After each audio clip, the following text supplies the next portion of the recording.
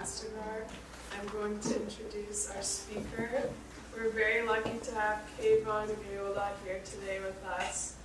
Kayvon is a licensed marriage, family, and child counselor who has been in private practice in California since 1993. She specializes in the integration of spiritual teachings of the Baha'i faith in the process of psychotherapy and community building. She was the host and producer of a Baha'i-inspired TV series called Transforming Human Consciousness, which you can find on her YouTube channel. She has been a consultant and trainer on transformative mediation, consultation, resolution, as well as multicultural awareness to educators, schools, businesses, and organizations such as Amnesty International. Kayvon is also the founder and executive director of the Center for Global Integrated Education, a nonprofit which introduces the mind-body-spirit approach to education and explores the oneness of humanity in harmony with scientific discoveries. She is also the author, trainer, and director of the Palomares Spiritual Empowerment Program, designed to train students about the oneness of all humanity, and the program was actually implemented in the Pomona Unified School District in 2013. Thank you so much for speaking with us today. We're very lucky to have you. Please join me in welcoming Kayvon. I'm very lucky that you introduced me. I could not take my eyes off of you. Thank you very much. Really appreciate it. This is such a wonderful gathering of looking around, and I know that a lot of you are members of spiritual assemblies, but in the Baha'i community, since there is no electioneering, no campaigning, any member who is beyond 21, and now I think it's a little bit younger actually, they can become elected to serve on the spiritual assembly. So this is a good combination of everyone to go over some of the things that would make the work of the spiritual assembly a lot more about bringing the community together and creating cohesion and love and magnetism in the community. But before I go into that, I want to thank the Rastagar family, especially Fadole and Farzad, made you some slides that I think is going to be helping us to not just knowledge, but also some skills. So that's going to be the goal of this getting together. And in some places, Leila John is going to help me. I don't know how many of you heard about the dress. How many people here saw in the news, in the media, about the dress? Okay, a few people. A woman wanted to go to a wedding, wanted to buy this dress, and she asked the family members what did they like about it, and then all of a sudden it came out that some people saw it as black and blue, and the other one white and gold, and there was no reconciliation whatsoever between these two groups because they were just going with what they were seeing. And you could not tell them, no, what you're seeing is not true, because people have to trust their own senses. We have come to believe that I should be able to trust my senses. If I see something is black and blue, it is black and blue. Don't come tell me, no, it is white and gold, because this hits somewhere in the center of our ability to make sense of reality with our senses. Because this whole thing hit the internet so bad that it was surprising everyone, including scientists. So they said, what is going on with human beings? This was the first time, because of the internet, that such an information globally became available. And Pascal was one of the scientists, some neuroscientists, they all went and they started figuring out what is it about our brain that we are not meeting eye to eye, literally. It's very unsettling. It means a whole lot of communication between human beings is going to be completely uprooted, right? So how is my dress? Oh, that's gold and white. No, it's not gold and white. Oh yeah, it is gold and white, and the whole fight will break loose, you know? The dress became a source of many of us realizing that there is a whole lot more skill in and the ability for us to talk to one another, with each other, to hear one another, to consult with one another, not to just expect that everything is going to be the same. So now, before maybe we kind of thought about the necessity of consultation, but now we know that for sure human beings definitely need to talk to each other. More than talking, we need to hear one another, listen to understand, not necessarily agreeing, but understanding.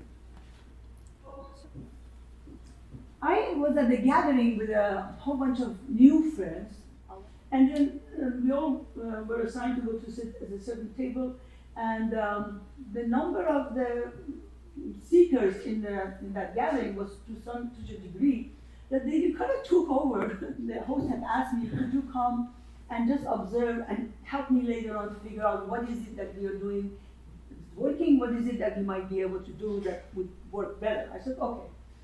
So I was sitting at that table and I was listening, but what was going on was mostly debate.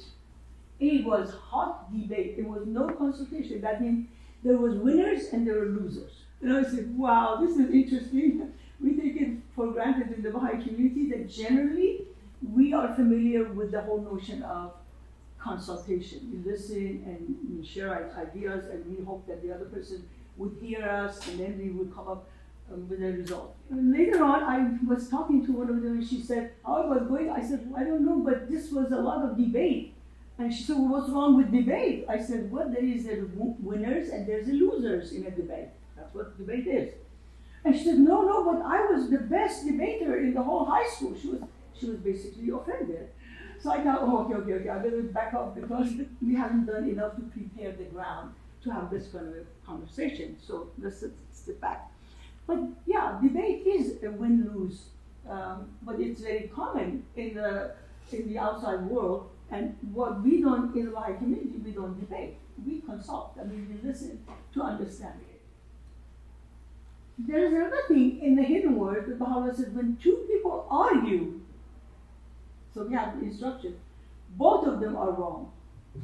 Arguing means I'm not agreeing with you, you're not right, I'm right. That's what arguing is.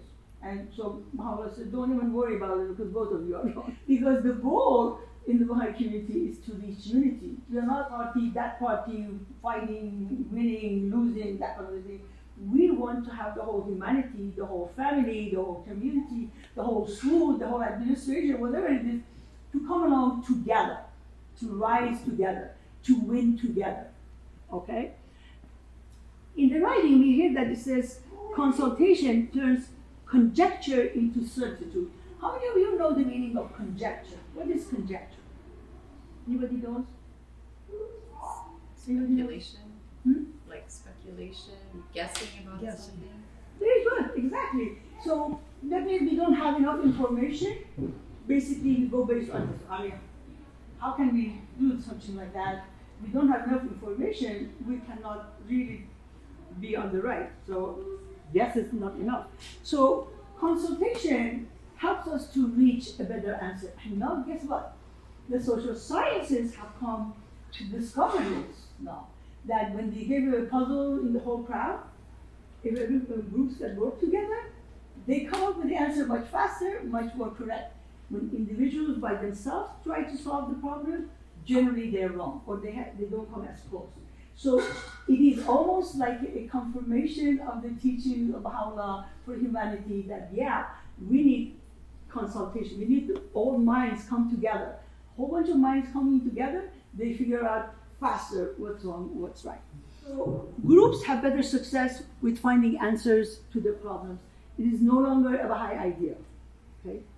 How many of you have heard, by the way, in the news, that we are in the middle of an epidemic of loneliness? How many people have heard that? Okay. And so here there is a word perception. There is a perception by the person who is lonely. It's not about what we see, that, oh, they're surrounded by people. What do they mean by that, that they're lonely? But it is about the person's perception. That's what they feel That's how they experience it. That one has lost meaningful touch. It doesn't mean when you're doing shop talk, small talk, whatever stuff, that is not so much meaningful. It doesn't give you oxygen. It's not really giving you new blood. You still feel isolated. You don't go like fish, like you ate a whole bunch of, potato chips all day long. It's not gonna feed the person. So loneliness comes from the perception that one has lost meaningful touch with others. And why? What are the reasons? I remember some years ago this story that somebody goes to the next world and they take him to see the whole setup for the next world, and they're gonna go see the hell, the heaven, and then see what kind of place it is. Just like somebody wants to go to a neighborhood, buy a new house, they want to see what kind of places are available.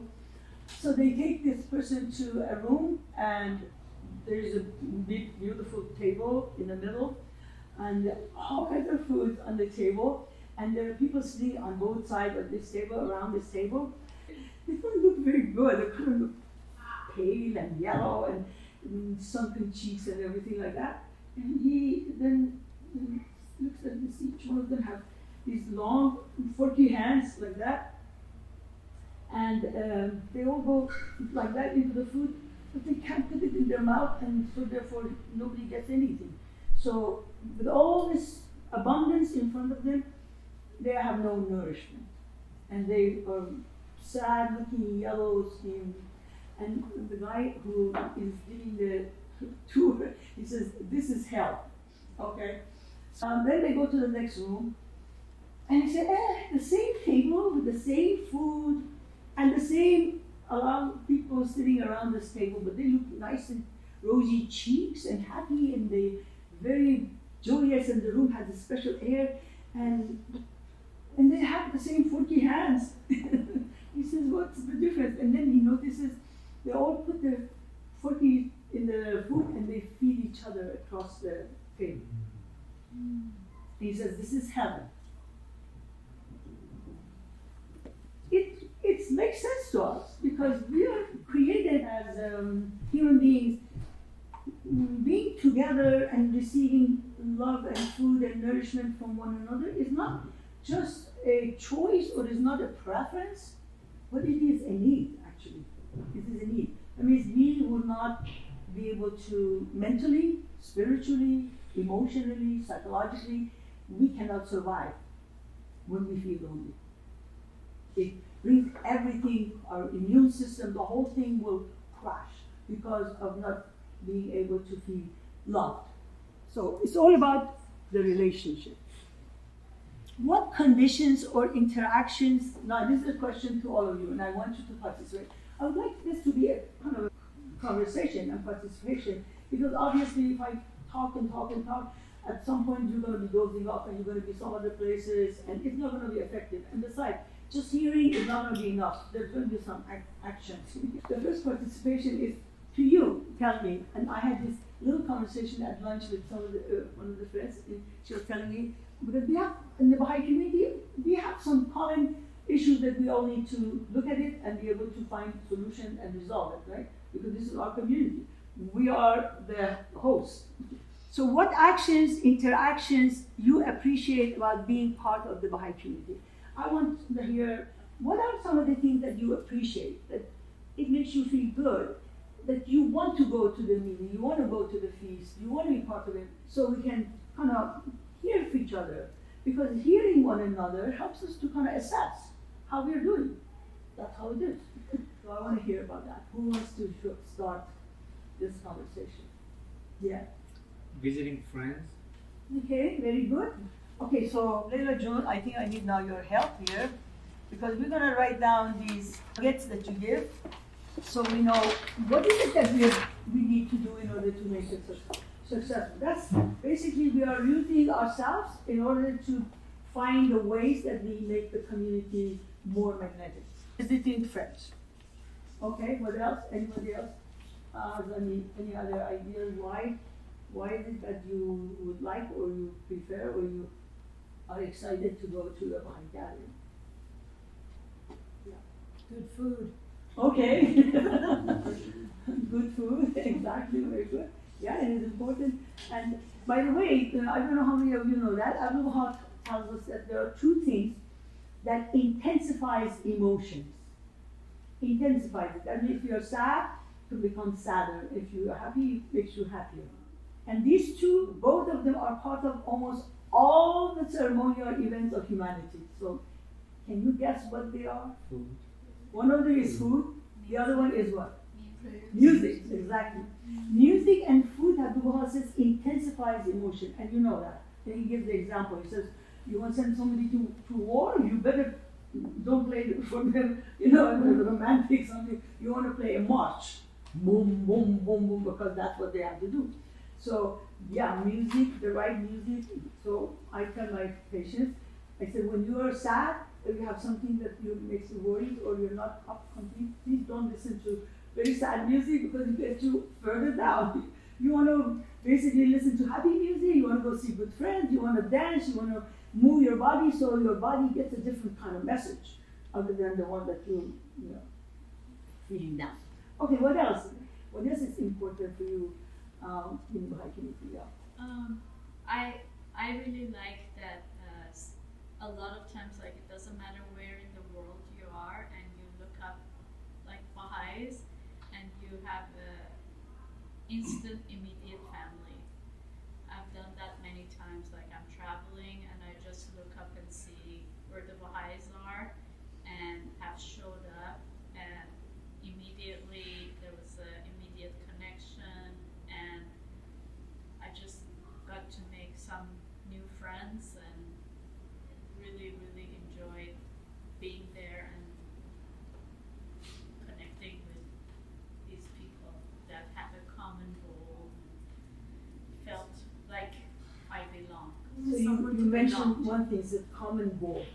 What other things do we have that you find visiting the Baha'is around the world, feeling like this is a close friend or family? One of them you mentioned common goal. What else is there? Acceptance. Okay, you feel accepted. What else?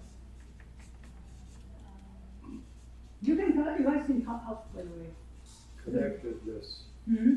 Sense of connectedness. Okay, sense of connectedness. What is it that gives us the sense of connection? Because we see a lot of people.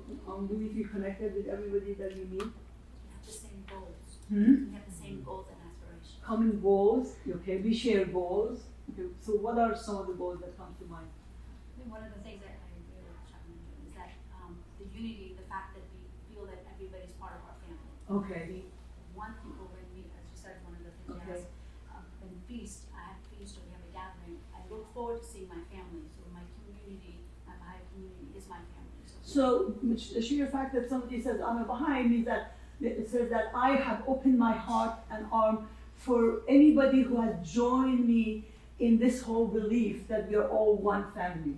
And we trust that they will welcome us, they would be interested to know us, they would like to hear our story, we like to hear their story. So we're just going to go far beyond the shop talk, small talk that everybody else we are going to be sharing German. Because shop talk, small talk does not do anything. We go to a store, right? We meet somebody at the store.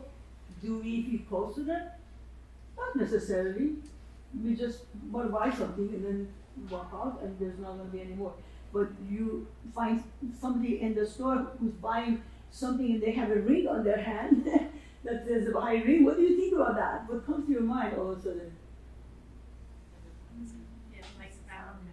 This is a person who has many shared ideas and beliefs and values, especially values with me. It's not just the virtues, right? Because that's another thing. Let us put a virtue here and put a value. We're going to go over that because it's both big difference. How about safety? Safety, absolutely. You feel secure because this person, you assume that they would love you, they would respect you, they would respect your boundaries.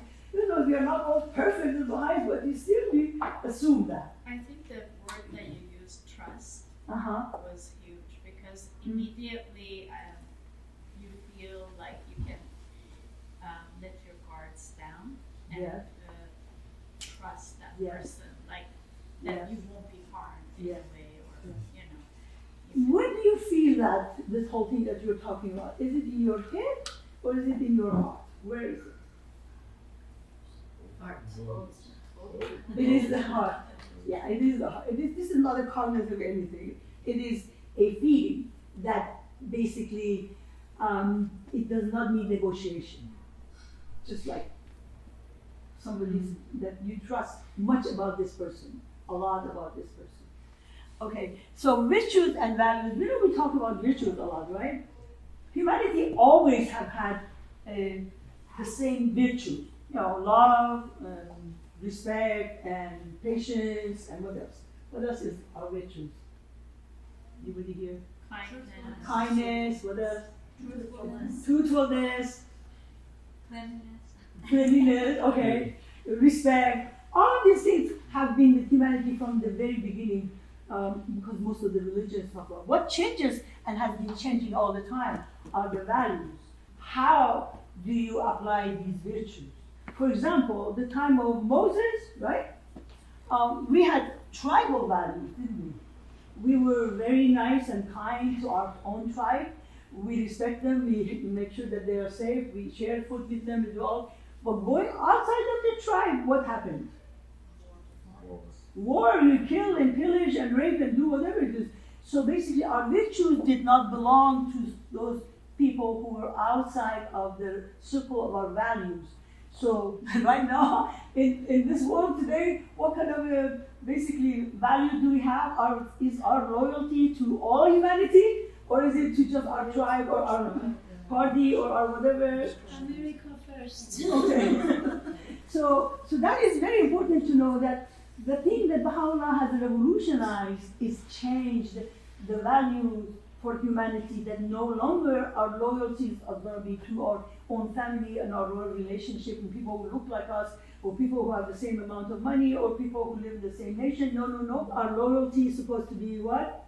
The whole humanity. Anybody else have anything else that you want to say about why we like our Baha'i community or why we're attracted, why we feel comfortable, why we feel at home with our Baha'i community? Yes. I have a question because we talked about common goal, trusting when somebody is Baha'i and everything. And now we're talking about, we've changed the values from just looking at our own people like us, to be global. That's a little contradictory. Yes, Thank you. yes. So how are you going to combine these together when children ask us or other people who are not Baha'i ask us, how do you relate these two together? Wonderful question. As Baha'is, we believe that all humanity has the potential to be able to open their embrace for everybody else. Actually, that should be the ideal, that we don't put any kind of boundaries. But at the same time, we are not naive to know that if somebody is not going to be, not only they're not open to it, but they don't even feel safe themselves when someone with a different looks will walk in there. I'll give you an example. First of all, I want to say how much I appreciate Jason because he reminded me of that. He's a Disney filmmaker and has been gracious to come and support me and take a video of this talk so we can put it on YouTube for others to watch. So I have a friend that Jason also knows, Oscar the Guru. I don't know how many of you know Oscar the Guru. For bookshops in Los Angeles that for years they had that. I had given Oscar, lended him something, so he was going to bring it. So I said, Oscar, you know what? We're not home. Why don't you just come and go from the gate and put it inside? He shocked me. He said, you know, Kevin, I cannot do that. I said, why not? He said, I'm a black man. I come to your neighborhood. I go from the side door. You know, they can call the police on me. I feel so embarrassed that I'm so ignorant and I'm not aware even that this is the reality that it is. I felt really ashamed. I never forgot that. So yeah, as Baha'is, we need to be sensitive to people when we put our expectation on them, as they're supposed to be trustworthy, as they're supposed to be telling us the truth, and they're supposed to be happy to see us, and they're supposed to be happy to come over, and all of those things. But for the time being, we have to be 1 inch at a time, but give them at least some notion, this is what we think, or this is how we believe. If they're willing to meet us, then we can go on and expand on that. But if we see right away that they are absolutely they're not going to go any step in that direction, they're completely in some other camp, then we have to be respectful of their ideas and their beliefs until I went to the farmers market in Claremont. Claremont is a college in town.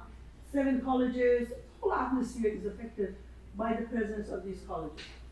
So I was walking there in one booth there, one of the students was sitting there, and I said, "Hi, how are you?" She told me that she was at Pitzer College. I said, "Oh, there was a professor at Pitzer College, Dr. Zuckerman, who in the summers he would have a social studies course, and then he would bring all his students to my house for the part about the Baha'i faith.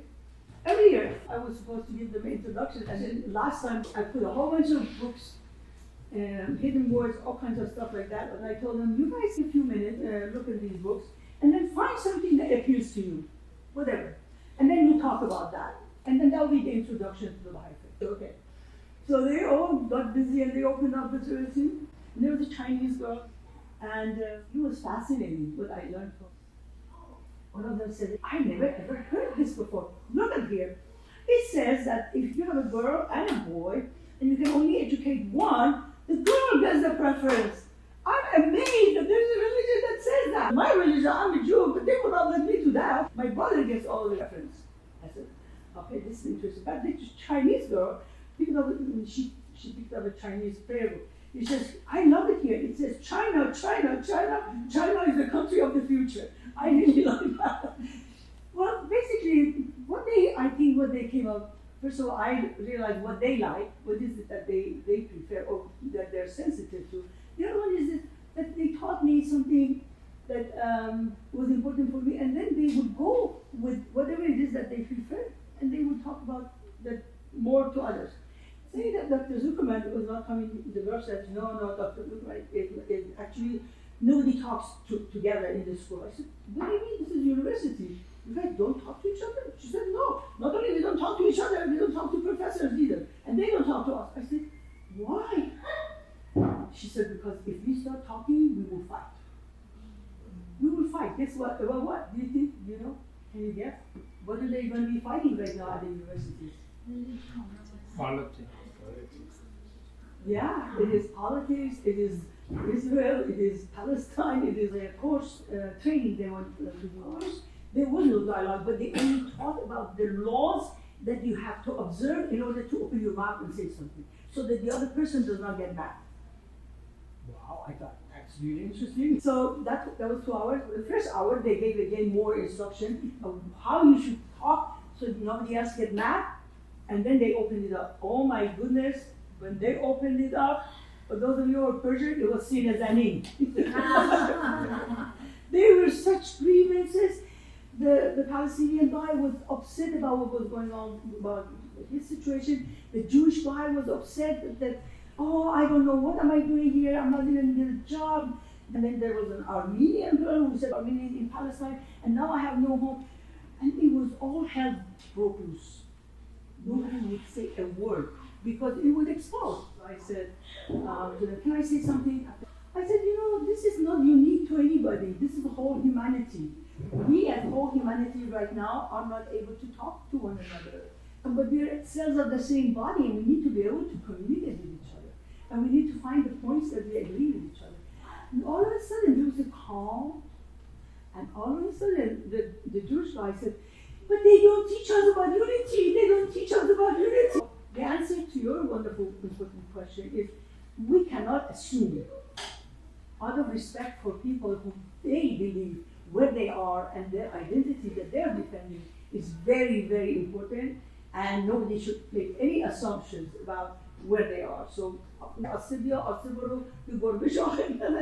means move slowly, don't make assumptions, and don't jump in there because you might be surprised because they get offended. So that's the reason. So when you say that, be careful to trust or I guess analyze before you open your mouth, and I'm trying to do that right now, to do that, but do you say that, I'm giving this example only because it's very fresh in everybody's mind. I'm not trying to get into politics. But let's say that when there are people defending Gaza and people defending Israel, is it safe for me that I feel safer if I take one side against another? Because over the past 50 years, I've seen more respect, or I've seen a better interaction with that group versus the other group. Is that safe to say that? Or I still have to take both sides as a Baha'i? Well, thank you for that wonderful question, and a very good question, especially today. One day I remember there were a couple came to my office. I had known the husband for many years, and I did not know the wife very much. So this was a very complicated marriage, and they would have a lot of fights. Generally, I would not let anybody fight in my office, because when they do that at home, why should they do it in my office? So they're there to learn something new, right? But they thought that if they're not going to show me how they fight, I would never know how they fight. So all of a sudden, in the middle of the session, they started looking it out. And I said, well, if you guys want to fight here, so why are you here? I'm not going to be able to teach you anything. So you come here with the intention to learn to make peace with one another. If that's the intention, then you need to respect the way that I'm going to be guiding you. So basically, I had the upper hand because they had agreed to come. But if you have not the agreement of somebody that they're going to be respecting the whole notion of oneness of humanity, and there's no way Jose there, I think we have to respect that and not to put ourselves in the middle without knowing where we're going to land. So the wise way would be to set some feeler in there. You know, how do you feel about the fact that we are actually like cells of the same body? If they go for that and they will show some kind of an open road for that, then you can do a little bit more. But if you say we are the cells of one body and they go at you and they might be kicking you out, so you better follow your limit and not to push it, because there is no change in someone when a person is not willing to take the opening door. To them, this is not a solution. And the last thing you want to do is to push it. One thing we can do, by the way, and now it's called, street epistemology. It's very well known on the media, and you want to go find out, and you see the practices, it's fascinating. What they do is they do first part of the consultation. Basically what they do is they think the earth is flat, and there are people like that. So they say, okay, so how did you come, how did you come to that conclusion? The how is first. So you let them speak, and they talk about how they came to that conclusion. They got all kinds of reasons. You just listen. This is not about convincing someone, changing their opinion or anything. This is about just allowing them to hear themselves, basically. Hear their own value, their own way of reasoning, and that helps a lot, because a lot of times these people have never had anybody who would listen to them enough for them to hear themselves what they say. So that's the first thing. And then they go a little bit further and say, okay, what are the informations that would basically support you in that? They might give it to you. Everything they do, they're basically telling you how right they are, which is fine.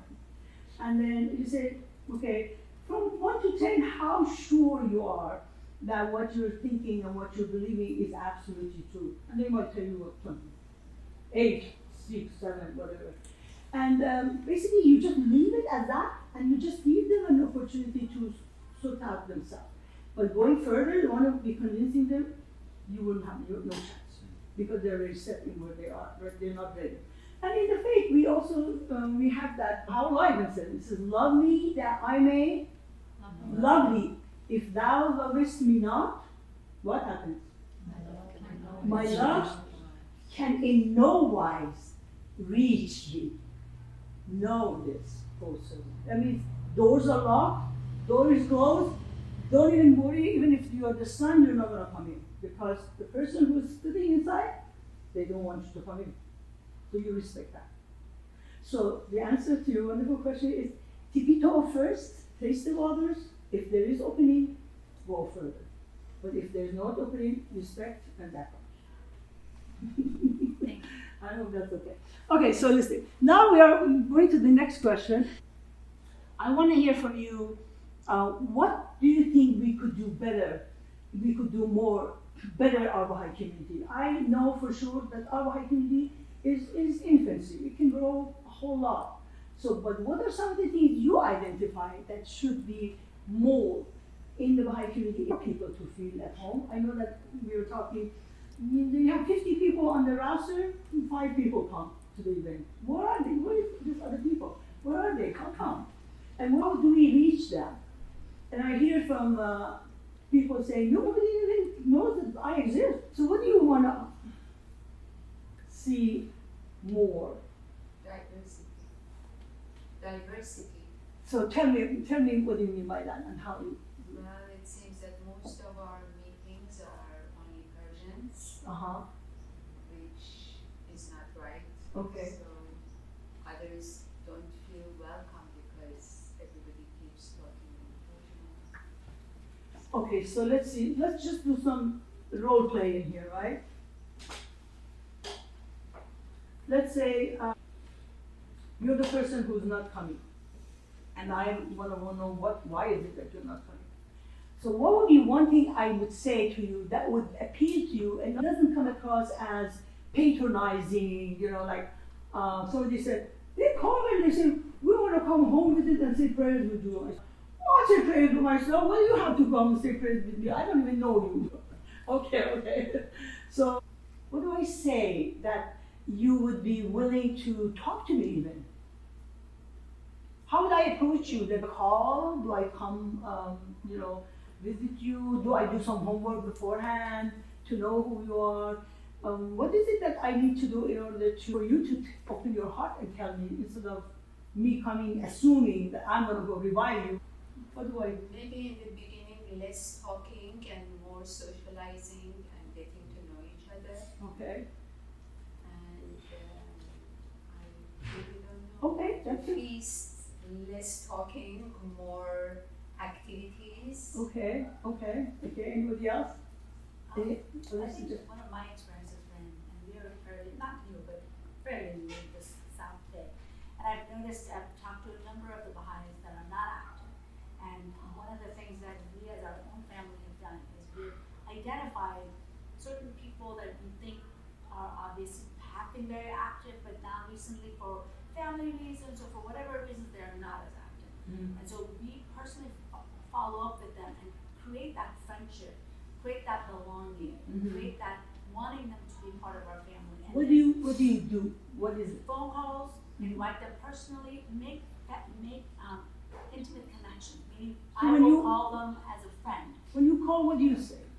Many times I just call, like one of the many activities that we have, we'll say, we're having our feast, please come over, and when they're there, when they finally make it there, you really want to make them feel welcome. And I know everybody does that, it's not like something new, but genuinely wanting to be part of their life and knowing them, understanding some of their issues, and being their friend and becoming part of their family in some way, in the sense that genuinely caring about them. That connectivity, they look forward to coming and seeing you. And it's more of making them part of them being part of the community with you. Give me the action. Because this is intention. Our intention of being loving or being caring or being even treating them, wanting to treat them like a family, per what you just said in the middle, it doesn't translate as good to everybody. It takes a whole lot more to know about somebody to really translate our good intention into a kind of an action that appeals to them. Does that make sense? I mean, let's say if you have the whole idea of going for a walk, just not your cup of tea, and I call you and I say, why don't you come with me to a walk? Did they even say to me that they want to go for a walk? So they're not coming to the feast. There's a reason they're not coming to the feast. So I said, no, thank you so much. You're so sweet, but no, I'm busy. That's how it's going to end up. What is it that we need to say yes?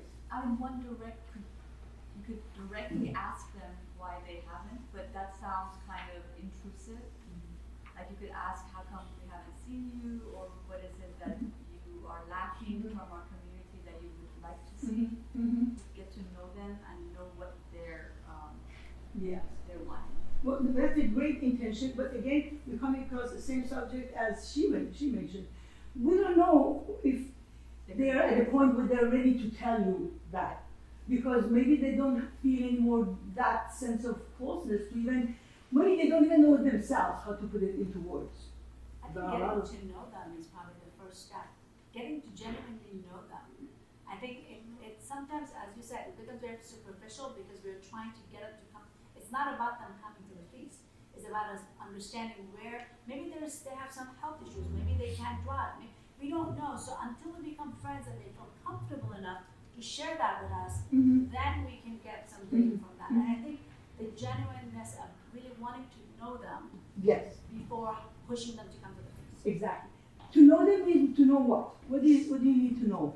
What would be one thing that you need to know in order to open the door, or at least knock at the door, and know that you're not going to be offending them, or they're not going to feel patronized? What is it? Whether they're interested in. So how would you find out? Ask them, do some homework. But for example, Talk to their friends or family. If they're, if they're a doctor, if they're accountant, whatever, just kind of go from that side, see what they're. okay. Anybody else? Ideas? Put yourself in the same place as this person, and then you haven't gone to any activity, and all of a sudden somebody calls you, and you're going to say, oh, this is not good news. They want to get me out of my comfort zone, right? Everybody gets used to their comfort zone, and they're really not feeling comfortable because you're calling them. Because what? Because you don't have a relationship with this person. So first you need to know if you have anything that you know about this person that you can put your finger on it. Like, for example, in our community, loves to go to restaurants. And this one member of our assembly knew that. And she just called and said, let's go to a restaurant. Let's go eat.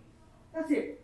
And then while sitting there and reading, the whole subject would come up and we get to know a little bit more about each other. And then she would get to know a little bit more about what's going on. And so, okay, the son is having some difficulties, mother is not feeling good. And all of a sudden, they pass that big mountain of estranged to the community. Does that make sense? So it's important for us to get to know one another in a way that we know things more about common things in life. How's your family member doing? Do you have an old mother? Do you have a sick son? Do you have whatever? Do you have a cat that needs help? Do you have a dog that needs something that we can at least open the door with it? How much do we know about one another in this respect? That's the question. My question is that, first of all, I think if you are inviting somebody in the community who is not participating, you should go through, I'm sure they have friends and family or other people that they have a relationship with in the community that, you can go through them versus having a committee from the assembly in charge of home visits. Well, we're not social workers. When you put it that way, it becomes like a social worker, and of course, whoever you go to visit, either they're going to feel patronized or they're not going to care, and nothing will come out of it.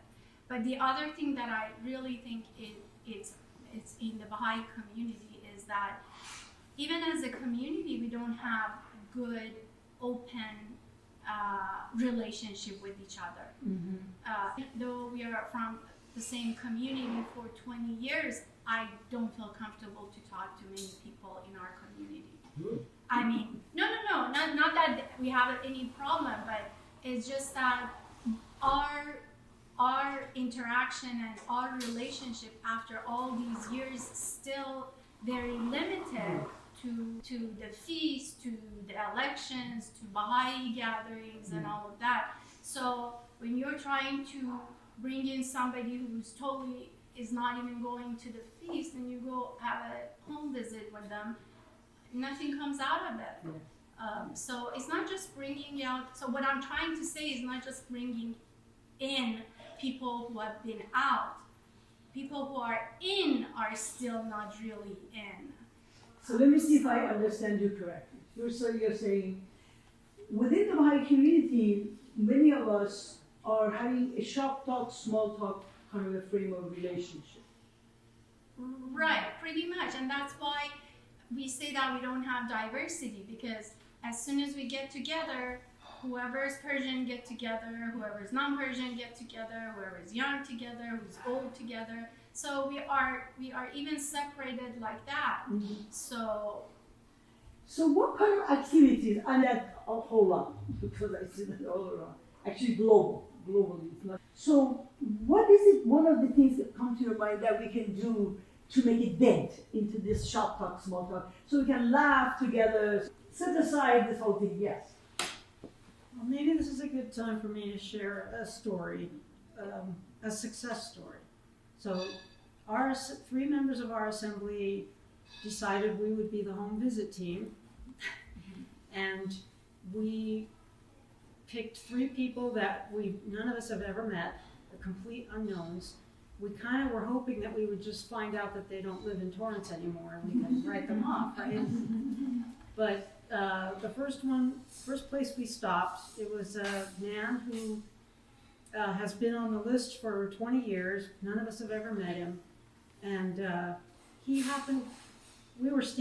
knocked at his door, and he came up from the laundry room and went, "What the heck are you doing here?" And he thought we were Jehovah's Witnesses. Yeah. But we said, we're members of the Local Spiritual Assembly, and we just wanted to see how you're doing and see if there's anything we can do for you. And he invited, and so this was an outgoing guy. Not everybody reacts the same way when you ask that question, so we lucked out. This guy invited us in, told us half of his life story, and said he had never been to a feast, but he always went to Tony and Floor's. He liked to do that. And once Floor stopped calling him to tell him about it, he didn't have that outlet anymore, so he wasn't coming. So we said, well, will you come to our next feast? And he did. He came. This was 2 nights ago. He came. He played some guitar for us. He and I talked about the afterlife and what that might be like. I mean, it was pretty intense, huh? Yeah, so it wasn't small talk, shop talk. At least part of it wasn't. When he and the other guys started talking about whatever they were interested in, I left. But so this person, and she said it, he's an outgoing person. He was not having it, and he already told her that the reason he didn't, because they didn't call him. And so, but not everything is going to be such low-hanging fruit. Right. So you got to be ready if you want to start something. You have to think about it. Maybe 2 people plan about it, think about it, really do some research about it, and see what do you think this person likes. What kind of things they like to do? Do they like to go to a restaurant? Do they like to go play games? Do they like to play music? Do they like to go to a concert? Something that they already have an emotional relationship, and then start from there. Who has read the book Infinite Horizon? Infinite Horizon. It's about the life of Horace Holly. What is unique about Horace Holly is because he was young and he was married, and he was in Paris 1912 when Abdul Baha was there. And he gets to meet Abdul Baha, and he falls in love in his life with Abdul Baha, and they had a 4-year-old. Abdul Baha loved this 4-year-old, and he hugged her and said, "This reminds me of my son Hussein, who died at the age 4." So they had this very close relationship. So World War I comes, and they have to leave Europe, and they come to Europe, and that was the beginning of the administrative order, the very beginning, where women could not be part of the assemblies, where Baha'is could be still member of a church and be a Baha'i at the same time. He becomes a member of the Spiritual Assembly of New York. We did not even have a national Spiritual Assembly at that time. You see the whole stages and the process of the development of the institutions of the faith through the life of Horace Holly. So he goes and he finally becomes a member of the National Spiritual Assembly, and the guardians of the family, every step of the way, he is coaching them what to do. So you see this amazing process until at the end, guess what Horace Holly becomes? Appointed hand of the cause at the end. He was very, very old, and he had given all his life and many trials and tribulations, and this relationship of both relationship with Abdul and his relationship with the guardian. So this book, because it was the process of the development of the administrative order, it has a wonderful statement. I had included it in your handout. What are these spiritual assemblies that we were talking about? What is it? What is their role? And I have made the thing in red. For centuries to come, the Guardian says, duties as the trusted ones of the merciful. I mean, can you imagine what comes to your mind when you think trusted ones of the merciful? What kind of station, what kind of responsibility is it, this spiritual assembly, that we can be trusted one? And who's the merciful? God. Exactly. I mean, all-knowing, all-wise entity knows us and trusts us for what we are doing and how we are doing it. That is not simple. I just want you to know that this is something to be studied. And then it says, due emphasis should not be placed only on the concentrated authority, the rights, the privileges, and prerogatives enjoyed by the elected national representative of the believers. That's not the way that we're going to put them on the pedestal and worship them and because, member of the national. We can do it because it's a respect, but we have to remember they are also their responsibilities as willing ministers, faithful stewards, and loyal trustees. That's what we, when we become members of the assembly, that's who we become. That we should be trustworthy. I remember my son, when he was young, he had this shirt that says, "Be worthy of the trust of thy neighbors." I never thought about it at that time. This is a big thing. But we invited all our neighbors because we had remodeled something and they wanted to know how much was added to their property's value. And then the subject of what happens if a crisis comes. And we thought, everybody's done, so loving sitting together in our living room. And everybody's going to have some chummy ideas. What happens if the crisis happens? What can we do? And one of them said something I never could forget. He said, I will go on top of my roof, I'll take my gun, anybody comes close to my house, I'll shoot them. So we need to build that. That is something that the society needs to be built. And that a couple of the young people I met at the farmers market actually turned out to be Muslim Persians here, very educated. And then they came over to our house and we were talking, they asked questions about the faith. And they said, so are you guys having any clergy? I said, no, we don't have any clergy. We have elected bodies that they decide together. And then when we have problems, we go to them for consultation. They said, do you mean that we can go to your assemblies for consultation? I said, sure. And they were just amazed. They said, do we have to pay? They said, no. You don't have to pay. This is the service that they offer to the community. You have 9 people, wise people, they've been elected by the whole community, that they'll be willing to hear your situation and they're willing to give you their advice of and there's a whole group, and one of them knew better about the power of the group thinking. I said, wow, you know what? These days, group thinking is absolutely the only way you can find the solution, best solution. Are you telling me we can really do that? I said, yeah, that's all this is. True, right? If someone on the high comes to you and says, I really need your help, I'm having some difficulty with my children, can you please help me if I put my case in it? Do you want to turn out and say, no, go home, you're not Baha'i? No. He said, of course. This is how we do it, this is what we do. We say a prayer, we all consult, but you can hear what we have to say, but we don't have the power to enforce it. You are at liberty to do whatever you want to do. But that would be our opinion. They were just blown away. Wow. Among the most outstanding and sacred duties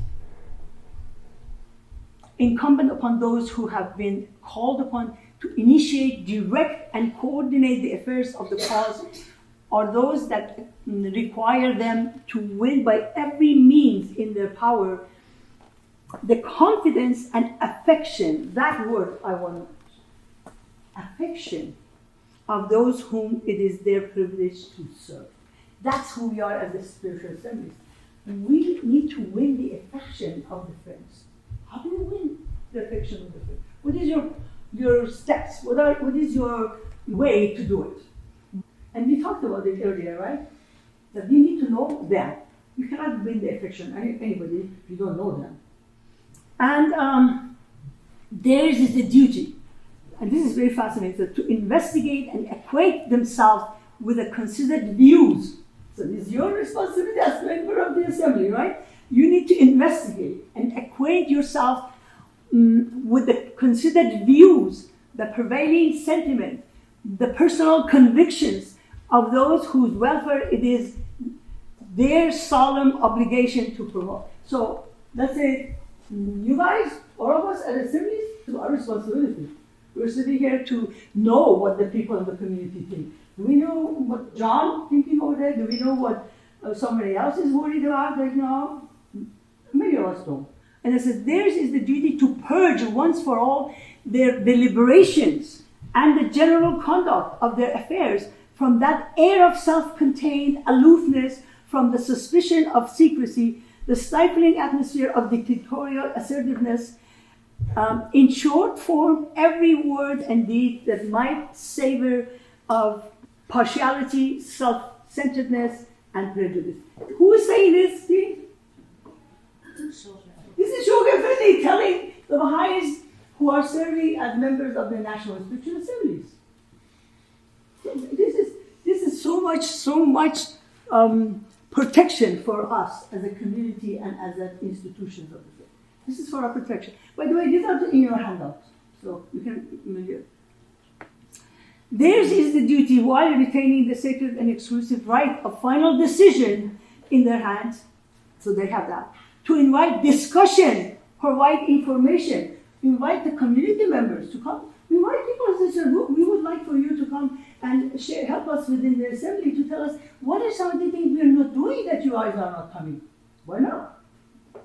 People can, if they feel comfortable, maybe they will shed some light on stuff that we don't know. So to invite discussion, provide information, ventilate grievances. How much do you think we have the capacity to allow somebody to ventilate their grievances? To tell you, you did not invite me, you did not call me. When I come over there, is that all you do is just do your talks and read the letter and then go in there and everybody go together. The Persians go over there, the Americans go over there. Can you be listening when they say that? You say, okay, this is what we hear. Basically summarizing. What we hear you're saying is that in this community, you see the Persians together, they're together, there's no diversity here, as you mentioned. And we are just very shocked of small talky. That's what you're saying, huh? What are they going to say? No. Then I said, of course. I get to be refreshed. Wow, these people, they know how to listen to understand what we are saying. Expose their motives, self-worth, their plans, justify their actions, revise if necessary their verdict, foster the spirit of individual initiative and enterprise, and fortify the sense of interdependence and co-partnership, of understanding and mutual confidence between them on one hand and all local assemblies and individual believers in others. There's so much about interdependence and relationship, basically intelligence, in these passages. Really, it's all about what? Which one? It's about the heart. It's about the heart. It's not about information. It's about understanding relationship. Having a relationship. So this is the whole letter, so you have it in your handout. What handout, sorry? I thought June will give it too. Oh. No, I just put this in here because so you know that Allah says, the best beloved of all things in my sight is just it. Turn not away therefrom if thou desires me, and neglect not it that may I confide in it. That means that by its aid thou shalt see with thine own eyes. Remember the dress? Remember the dress? What do we do about the dress? If I say, oh, it's black and blue, and you say, no, it's gold, what do we do? How do we approach it? What do I say if Layla said, no, it's white and gold? I said, oh, Layla, can you tell me something more about that? Exactly what do you mean by that? And Layla will get a chance. And I said, Layla, how did you come to that conclusion? She said, it's white and it's gold. Now we have to say, let's go figure out what science says about it. So we have a conversation going on about it. So that's what Baha'u'llah is inviting us. He said, by its aid thou shalt see with thy own eyes, not with the eyes of the other. We should respect each other's way of seeing things. Right? And it says, and shalt know of thine own knowledge and not through the knowledge of the neighbors, right? That means you're going to take responsibility for what you're saying and what you believe is true. Now, in this program that we did at the Palomares Public School, it was the superintendent of Palomar University School District. He knew me, so that's what it comes. He says, Kayvon, can you come and help me, please? I really need your help. And don't go to this poor neighborhood, he says. He said, you cannot compete with that priest because they owe him a lot. And you're not going to do anything that if he doesn't want it. The other thing is dangerous, so don't go there. But come to my school, I will pave the way for you any way you want, whatever you want to teach. I said, okay, I want to teach oneness of humanity. He said, that's fantastic. We were in school. The first day we go in there, and there are 30 students, all the teachers have recommended, and the principal superintendent says, my students are homeless, at risk, minority, they have all kinds of problems, they want to kill themselves, they want to kill each other, there's shooting going on. So this is the environment you're coming, so I want you to know. I said, I know, already know that. So anyway, so we're sitting here, I said, okay, I get to know these 30 students who are sitting here, I cannot just teach them anything without knowing them. So for knowing, I better ask the question. I said, why don't you guys introduce yourself? Tell me one thing that you like about your school, one thing you don't like about your school. So the first person gave me him, and I noticed that they don't feel comfortable talking. So I realized, okay, this is something we need to work on. So the third person says, I like, I don't know, the lunch or whatever it is, but I hate Mrs. So-and-so. But she is racist. I said, oh my goodness. Now she's announcing that in the whole group, and everybody, if I can jump in and do something about it, this is going to become a fact. It's not fair. And besides, I don't want them to think of it this way. I said, hold on. I said, I don't have any problem for you guys to share your opinion. However, I would like for you to frame it in my observation. That means you saw with your own eyes, you assessed it, you take responsibility. That means the other people might not agree with your views and your statement. So this is not everybody's view. This is your view, and you're saying it based on your observation, and that's respected. Then next time you might change your observation. That's respected too. So from then on, they all learned in my observation. And so we came to a place where I used to take them 30 hard-boiled eggs from my chicken because it was 3 o'clock in the afternoon. They had eaten at 12, right? So I said, I've got to take something because you cannot teach somebody who has stomach is empty. So they asked me, Kayvon, first of all, they said, we have never had hard-boiled eggs. I said, well, what do you think is good for you? Why do you think it's good? And they did not know. And one of them said, maybe it has protein. I said, okay, but how about you guys do research on that? And so why don't you do research and come back next time and do a 1 minute talk about what has protein. So he said, okay. He comes back next time and says, and I did my research and I discovered that oranges have protein. Okay. Was it your opinion or was it just research? Oh, my opinion. So he doesn't know anything, the difference between research. So he goes again next time, he comes back and says, I discovered that the eggs have protein as long as they are sunny side up. I said, is the sunny side up part your opinion? Research, he says, my opinion. This is a 7th grader, right? So he told me what these kids know, where are they, what they know, what they don't know, and how I can build on it. Because if you don't know what is the base, what are you going to do? This whole notion of seeing with your own eyes from there on, it became a place. Okay, this is what you're observed. So we're going to let's see what we can do about it. Everybody else observed the same thing, then we had a conversation. As a therapist, if you ask me what is at the heart, and not just me, actually with my colleagues, what is at the heart of this epidemic of identity crisis going on in our communities? My answer is what? There are so many people who feel unimportant, not belonging, not noticed, And the only thing they can do is do something that would blow you apart, so you will not be able to not notice it. That's the answer. So can you see that picture? Everybody can see it? Okay, can you tell me, what do you see? What is it that you see? You have to say it. Can you say it out? Sad face. Sad face. Okay, a sad face. Okay, sad face. So somebody's head is inside that skeleton. It's a skeleton. And there is a smoke coming out. Okay, so why don't you come here from? Because I just want you to talk about it together in front of the other people. So because you see something and she sees something else, and I want you to be able to talk to each other about it. So you're going to listen to the conversation. Actually, you're right. Okay. You can call okay. Go stand on that side. Okay, what is it that you see? Okay, I just saw the sad face and now I see so many things in there. From the eyes. That's how I saw it. The eyes being sad. I saw this guy inside, going inside, and there was a. I saw that. I want you to pay attention to the spirit of this conversation. Just the spirit of the conversation, okay? But I do see a smile on that face. Yeah, but you know what? This is not the guy going inside the skull. That's the guy. And blowing into the woman's face. Now, do you see that? Now I see it. No, there are two people sitting across from each other. Yeah.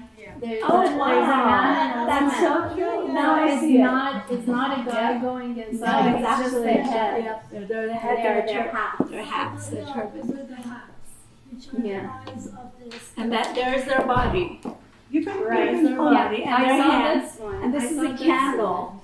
It's actually, first initially we thought they were smoking, but no, it's a candle. I thought it was a light. There's actually smiles on both, and it's actually not sad. But I still don't know what this is. I thought it was the guy's head was inside. At first, I thought that the guy's head was inside the skull, and he's blowing something out like Looks smoking. like a hand. But no. no. Okay, we're going to stop right here for the time's sake. Thank you so much. Really appreciate it. But did you notice, what was the spirit of this conversation? Because we have two things. When we have conversation, there is a form and there is a spirit. Right? Form is yes, no. But spirit is yes, no, yeah. What was the spirit in the conversation, in this conversation? Learning. Very loving, what else? Very open. Very curious, Very collaborative. very collaborative, and then you were curious about each other's, what the other person saw. You were not negating it. It was like, oh, she sees that. Let me see if I see the same thing. Do we talk like that to each other?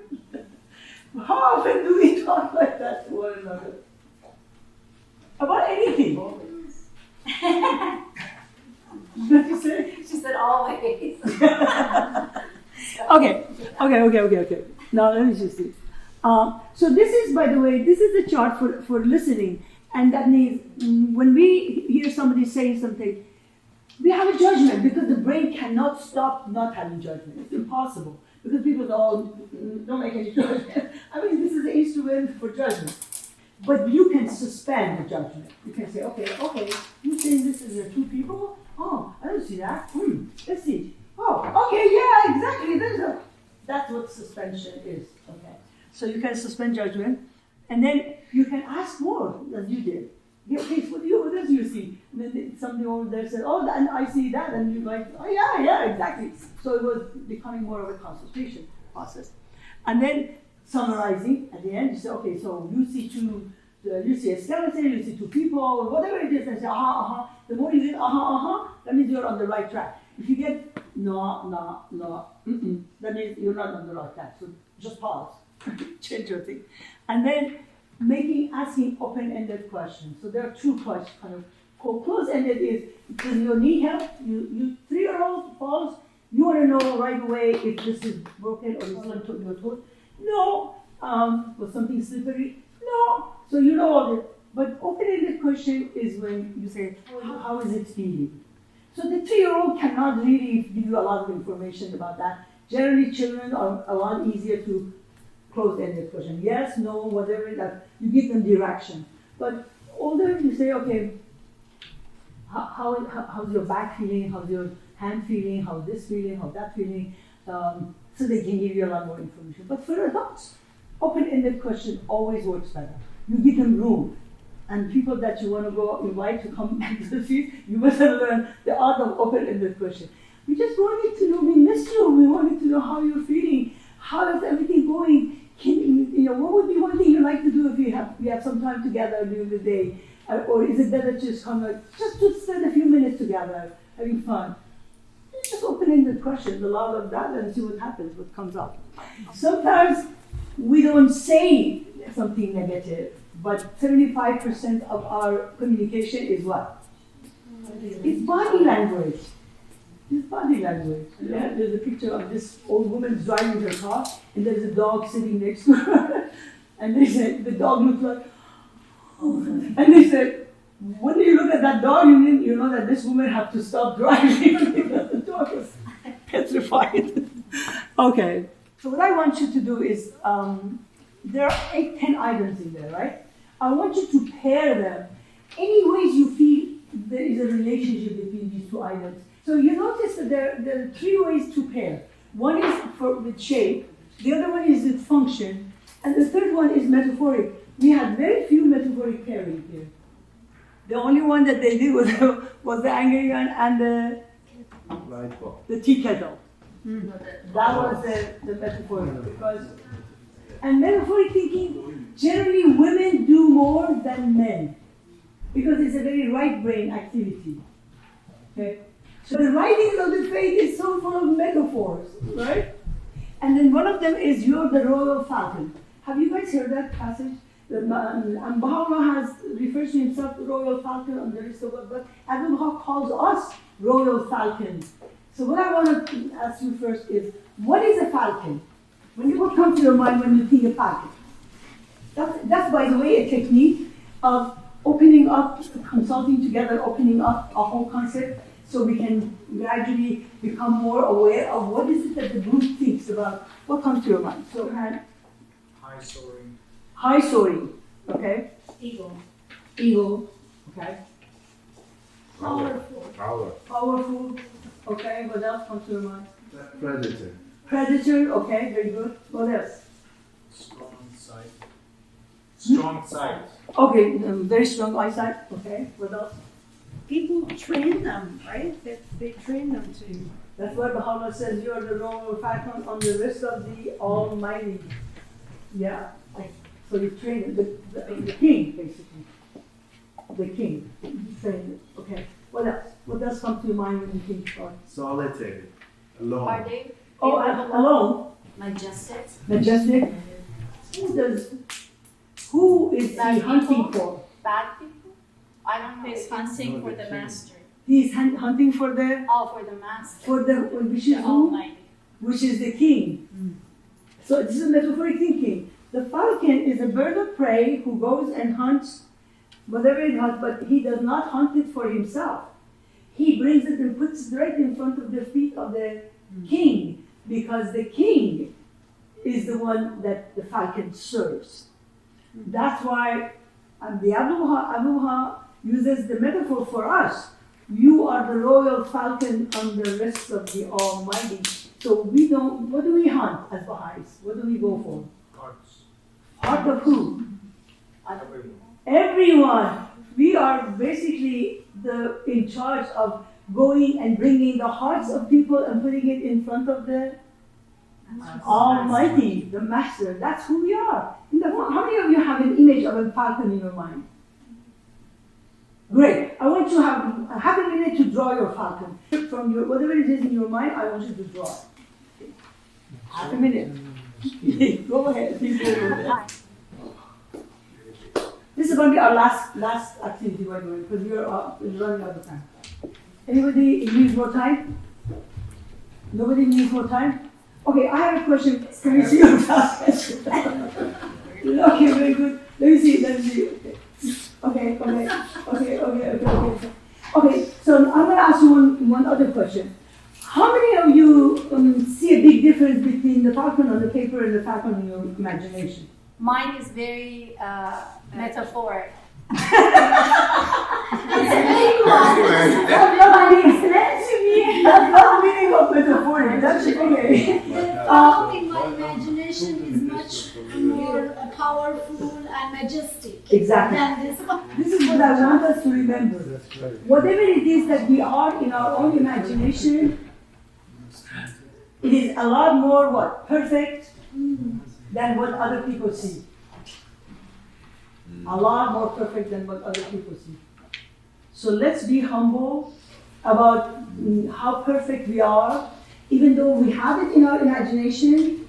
When it comes to our action, there's a gap. And that's why we are in this world. We are here in this plane of existence to try and perfect our act of worship, our act of loving each other, our act of serving one another, our act of serving on the spiritual assemblies, and what we have in our imagination for what we are supposed to do and what we deliver is going to be a huge gap. And that's how it is. That's how it is. And I want to thank you for your attention, perfect attention. Thank you. And participation.